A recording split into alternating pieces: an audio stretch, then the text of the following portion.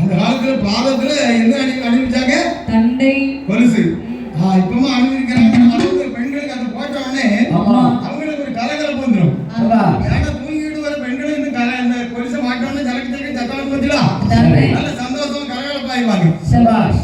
இப்படி அழகாகவே தாயாகிய முத்தாரம்மன் அலங்காரம் செய்து பார்வதா தேவியானவள் அழைத்துக் கொண்டு வருகின்றாள்.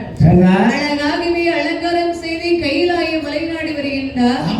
மரமக்கடவுளின் முன்பிலை கொண்டு நிறுத்துகின்றார். அப்போது பரமசிவன் கேட்கின்றார் பார்வதியின் முகம் பார்த்து. என்னமா கேட்கிறாங்க? பெண்ணே பார்வதி, அம்மா உன்னை புகையை அணைத்து என்று சொல்லிதானே அணைத்து வந்தேன். அம்மாள் இது யார் அம்மா அழகாக அலங்காரம் செய்து அழைத்து வந்திருக்கின்றாய்? போகும்போது வேள்விக்குடி பக்கத்துல போற வேளையில என்னுடைய முகம் எல்லாம் முத்து முத்தாக வேர்வை வந்து தகும்பியது. இந்த வேர்வையை இருகொண்டு வாரி வேள்வியில போட்ட பாருங்க. இந்த 64 அன்பன்மார்களும் அவதாரம் செய்தார்கள். இந்த அம்மன்மார்களை இடைவெளியில் விட முடியாது. ஏன்னா ஆண்களாக தான் இடைவெளியில விட்டு வந்துடலாம், பெண்களை இடைவெளியில விட முடியாது இல்லையா?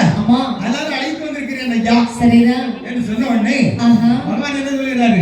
முதலாகவே பிறந்த தாயாகிய முத்தாரை மட்டும் அழகாக அலங்காரம் செய்து அழைத்து வந்திருக்கின்றேன். சுவாமி, எதற்காக அம்மனை அலங்காரம் செய்து அழைத்து வந்திருக்கின்றேன் தெரியுமா? எதற்காக? அக்காட்டில்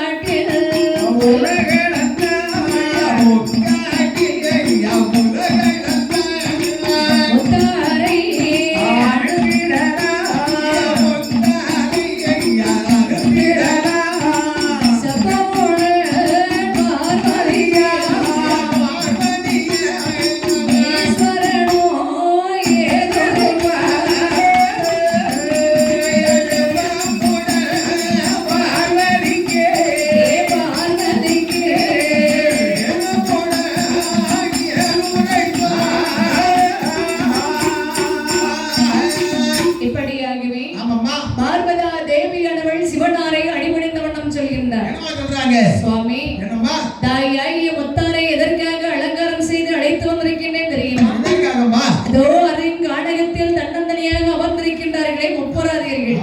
அந்த முப்புராதியர்களுக்கு தாய்க்கு தாயாக அனுப்பலாம் என்று சொல்லி அனுப்புகிறேன் சுவாமி. நல்ல யோசனை செய்தாயம்மா. ஆனால் பார்வதி, முத்தாரமை எங்கே போய் இருந்தாலும் எண்ணளவு குற்றம் இல்லை. ஆனால் நான் ஒரு ஆளை விட்டு சொல்லுகிற போது ஏன் எதற்கு என்று எதிர் கேள்வி கேட்காமல் புறப்பட்டு வர வேண்டும். அப்படி வருவதாக இருந்தால் புத்தி சொல்லி மாதாவை போக சொல்லும் உட்காருன்னு சொன்னார். சரி, தாயார் பார்வதியார் சொல்கிறார், அம்மா பகவான் வார்த்தை கேட்டுட்டாலம்மா, அதன்படி நடந்துக்கோ, உனக்கு என்ன வேணுமோ அதை கேட்டு வாங்கிக்கோ என்று சொல்லி சொல்லும் போது தலைமை சொல்கின்றார்கள், பகவானே நான் பூலோகத்துக்கு நீங்க முக்காட்டி போக சொல்றீங்க. அப்படி முக்காட்டி போற நேரத்துல அந்த முக்காட்டில் நான் நடந்து போக முடியுமா ஐயா? அதனால் நான் ஏறி செல்வதற்கு பொன் தேர் தர வேண்டும் ஐயனே. அப்படியே ஆகட்டும் அம்மா. அப்படியே நல்லது ஐயா என்று சொன்ன உடனே அப்போது முத்தாரானவள் பூத படைகள் புடை சுத்தக்கதாக தன்னுடைய வாகனத்திலே அமர்ந்து ஆரோகணம் செய்த வண்ணமாக தாயாகிய முத்தாரம்மன் வரமணியும் பார்வதியும் அடிபணிந்து வெளியேறி வருகின்றார். அம்மன் எப்படி வருகிறாள் என்று சொன்னாள். எப்படி அம்மா வருகின்றார்கள்? ஏறினார் பெண்கள் என்ற விமானத்தே,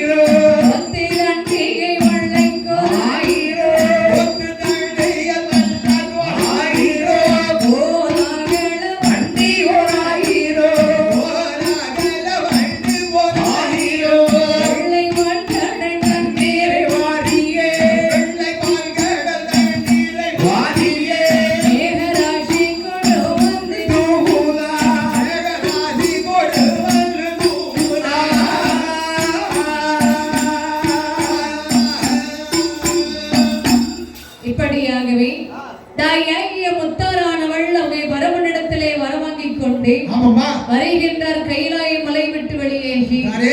பூத படைகள் புடைசுரத்தாக ஆமா. அம்மன் பின்னாடி அவ்வளவு பெரிய படைகள் வருகின்றதா. அடே அப்பா, அது இப்போ மந்திரி போறாரு. ஆமா. மந்திரி போகும்போது ஒரு மந்திரி போறாருன்னா சரி, அவருக்கு துணை மந்திரிகள் எத்தனை போவாங்க? அதானே. ஒரு 100 பேர் 200 பேர் போவாங்க. மந்திரிக்கு தொடர்ந்து இருக்கிறாங்களா? அப்படி சொல்லுங்க. உலகளந்த மாயன் மாதவல்லவா. ஆமா. முத்தாரமா போகும்போது பின்னால எவ்வளவு ஆட்கள் போனோம். அடே அப்பா. பேய்ப்படைகள் ஏகப்பட்ட பேய்ப்படைகள் போய்கொண்டிருக்கிறது. பூதப்படைகள் போய்கொண்டிருக்கின்றது. ஆரகோலமாக போய்கொண்டிருக்கிறது.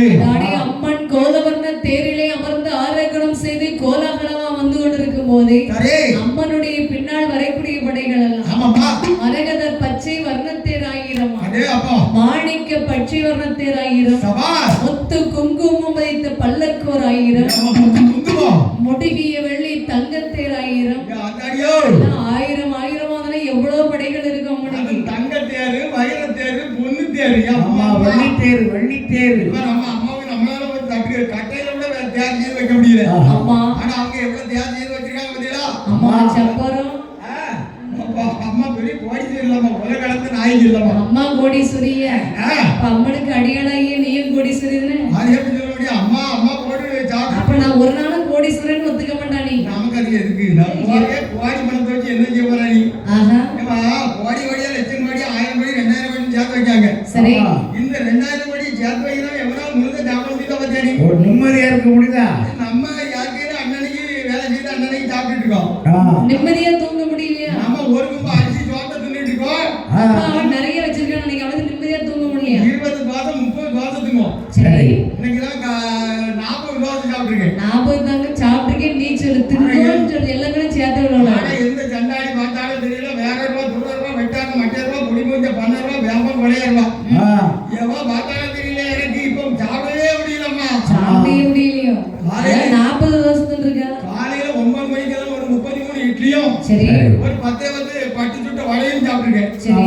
மத்தியானம் ஒரு 2 பக்கம் அரிசி தோசை சாப்பிட்டுருக்கேன். சரி. இப்போ நான் ராத்திரி ஒரு 40 தோசை தின்னுருக்கேன். இதுக்கு மேல ஒரு பருக்க பல்லுல போக முடியுமா? அதான் அங்கே தமிழ்நாட்டுல தோசை தட்டுப்படாய் போச்சு. ஆமா. ஒரு மனுஷன் 40 தோசை சாப்பிட்டா விளங்குமா ஐயா? ஒரு 10 20 பேர் சாப்பிட சாப்பாடு நம்ம ஒருத்தர் சாப்பிட்டு எங்கிருந்து என்ன செய்ய முடியும்? ஆனா இப்போ கொஞ்சம் தட்டுப்பாடு வந்துருக்கு. அதுக்கு வேற பூங்கல் போடுறோம். அம்மா இருப்பாங்கல்ல, அது பூங்கல். அது தின்னு குறைய வாங்கி நினைச்சுக்கலாம். உனக்கு தர்றதுக்கு ஆள் இருக்கு அப்படின்னு சொல்லு. உனக்கே பெரிய ஆள் இல்லையா? பாட்டு வந்து அக்கா நீதானே நேற்று மொத்தமா வாங்கி வச்சு தின்னுட்டு மிச்சம் போய் தானே எங்களுக்கு தந்தா. அக்கா படிக்க பாட்டுக்கு நம்ம என்ன வேணாலும் கொடுக்கலாம்னு சொல்லி அவன் அஞ்சு வசமா பூங்கலுக்கு நிம்மதியா வந்து தாராங்க. நல்லா சாப்பிட்டு கேட்டே கட்ட மாட்டாங்க. இப்படி அம்மன் தெருல வந்து ஆரோகணம் செய்து வரும்போது மேக ராசிகள் வந்து தூறல் மழையாக பொழிகின்றதா. அம்மா வரக்கூடிய வழியிலே தூசிகள் எழுப்பக்கூடாதுன்னு சொல்லி அப்படியே தூறல் மழையாகவே பொழிகின்றதா. தூறல் மழை பார்த்திருக்கேன் நீ? தூறல் மழை எப்படி இருக்கும்? எப்படி? அதாவது சில்லுன்னு இருக்கும். சரி. அந்த காலத்துல பூவாளின்னு சொல்லுவாங்க. சரி. அந்த வாளியில தண்ணி வச்சு அப்படி பிடிச்சாச்சுன்னா அழகா அப்படி தூக்கி சொல்ற மாதிரி தான் விழுந்துட்டு தூரும். அதுபோல மேக ராசி தூறல் மழை பெய்து கொண்டிருக்கின்றது. இப்படி அம்மன் தேரில் அமர்ந்து படைகள்லாம் வந்து கொண்டிருக்கின்ற போது அம்மனுடைய முன்பில் வரக்கூடிய படைகள்லாம் எப்படி ஆரவாரத்தோடு கூச்சலிட்டு வருகிறதான் பாருங்கள். கொள்ளை வாய்ப்பாடை பந்தம் பிடிக்கவே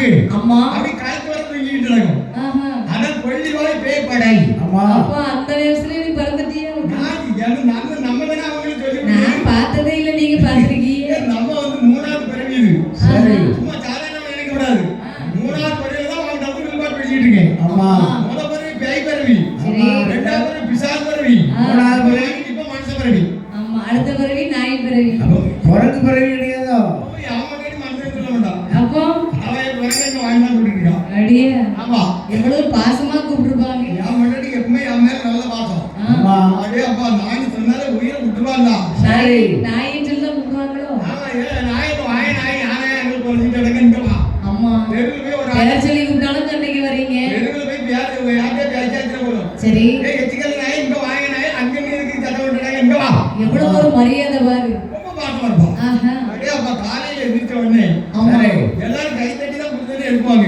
ஆமா என் முன்னாடி ரெண்டு மீதி தொடையில மிதிச்சுட்டு தான் இருப்போம் மிதி மிதிச்சுதான் எந்திக்கும் எந்தியா எந்தி எருமை 10 மணி வரைக்கும் தூங்கிட்டாங்க அந்த எருமை கொண்டு எருமை பிச்சைக்காரன் எப்படி தூங்குறான் பாரு அவன் அன்போட போடுவான் ஆமா சரி அப்படி வாங்குனீங்க நான் எங்க வாங்கிட்டு எனக்கு ரொம்ப பாசம் அப்படி குடுக்கணும் பிச்சைக்கார பையன் பேசினா உனக்கு ஒரு பாசமா இருக்கேன் சந்தோஷமா இருக்கும் என் பொண்டாட்டி என்ன செய்தாங்கன்னா எனக்கு சந்தோஷமா தான் இருக்கும் சரி இந்த நாள் காலையில வாங்கி வச்சு தூக்கிட்டு இருந்தா நான் அந்த பக்கம் போயிருந்தேன் சரி எச்சிகள் மேல அந்த வயது காலையில 2 வாக்கு வாங்கி விட்டா ஆஹா என்ன வாங்க தெரியுமா குடுக்கலுட்டு அந்த வயா இந்த வரேன்னு அதோட என் பொண்டாட்டி அடியோட குழந்தையா கண்டிப்பா போய் தெரியல ஆஹா பழைய செருப்பு வச்சு அடிப்பா என்ன சந்தோஷமா இருக்கும் தெரியுமா குழந்தையாட்டி அடி வாங்கிட்டா நீ குழந்தையா எப்போ அடிப்பா என்ன அது அப்ப மூச்சுக்கு 300 குழந்தையா தான் சொல்றேன் என் பொண்டாட்டியை பார்த்தா என்ன எத்தனை குழந்தையா போடுறீங்க என் பொண்டாட்டியை பார்த்தா என் குழந்தையா அடிக்கா அப்பேற்பட்ட குழந்தையா ஒரு நாள் பார்த்தே ஆகணும் நீ பார்க்கறது வேற ஒருத்தரும் வேண்டாம் ஆ ராத்திரி கனவுல அப்படி என் குழந்தையா நினைச்சு பாத்தியடா